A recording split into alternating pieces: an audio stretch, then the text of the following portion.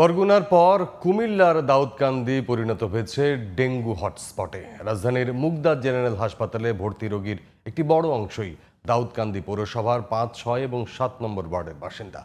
চলতি বছর ডেঙ্গু আক্রান্ত হয়ে হাসপাতালে ভর্তি প্রায় ৯,৫০০ রোগীর অর্ধেকের বেশি বরিশাল বিভাগের। আর মেয়ের তুলনায় চলতি মাসে ডেঙ্গু রোগী বেড়েছে প্রায় ৩ গুণ। স্বাস্থ্য অধিদপ্তরের তথ্য অনুযায়ী ডেঙ্গুতে সবচেয়ে বেশি মারা গেছেন ঢাকা দক্ষিণের বাসিন্দারা। আহমদ অনিকের রিপোর্ট। শিরিন আফরোজা শুক্রবার দাউদকান্দি থেকে ডেঙ্গু আক্রান্ত ছেলেকে নিয়ে ভর্তি হন ঢাকা মুগদা জেনারেল হাসপাতালে। পরদিন জ্বর আক্রান্ত হওয়ায় স্বামীকে ভর্তি করাতে হয় ছেলের বিপরীত পাশের বেডে। স্বামী আর ছেলের এমন পরিস্থিতিতে চরম উৎকণ্ঠায় শিরিন আফরোজা।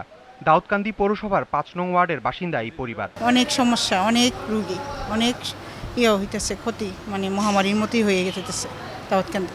মুগদা হাসপাতালে ডেঙ্গু নিয়ে ভর্তি আছেন দাউদকান্দি পৌরসভার ৫, ৬, ৭ এবং ৮ নং ওয়ার্ডের আরও কয়েকজন। এলাকায় ডেঙ্গু পরিস্থিতি ভয়াবহ বলে জানান তারা।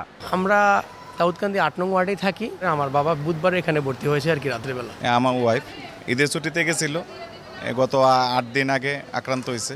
ঢাকার যাত্রাবাড়ি, বাসাবো, খিলগাঁও, পোস্তগোলার পাশাপাশি চাঁদপুর, নারায়ণগঞ্জ ও গাজীপুরের অনেকেই ডেঙ্গু আক্রান্ত হয়ে চিকিৎসা নিচ্ছেন হাসপাতালে। এসব এলাকায় মশা নিধনের কার্যক্রম খুব একটা নেই বলে অভিযোগ তাদের। নন্দীপাড়ার যে মশার লাগি গর্ত নেই, বাইরে জানা কোনো সরকারি কোনো ওষুধই দেয় না। রোগী আমার বোন হয়, আমরা আসছি যাত্রাবাড়ি থেকে। বরগুনায় ছিলাম আমরা ২-৩ দিনের মতো, আর ঢাকায়ও ৩ দিন হয়েছে। মুগদা জেনারেল হাসপাতালের উপপরিচালক জানান, ডেঙ্গু রোগীর সংখ্যা ঊর্ধ্বমুখী এবং ঢাকার বাহির থেকে আসছেন বেশি। চলতি জুন মাসে 2টা রোগী মারা গেছে।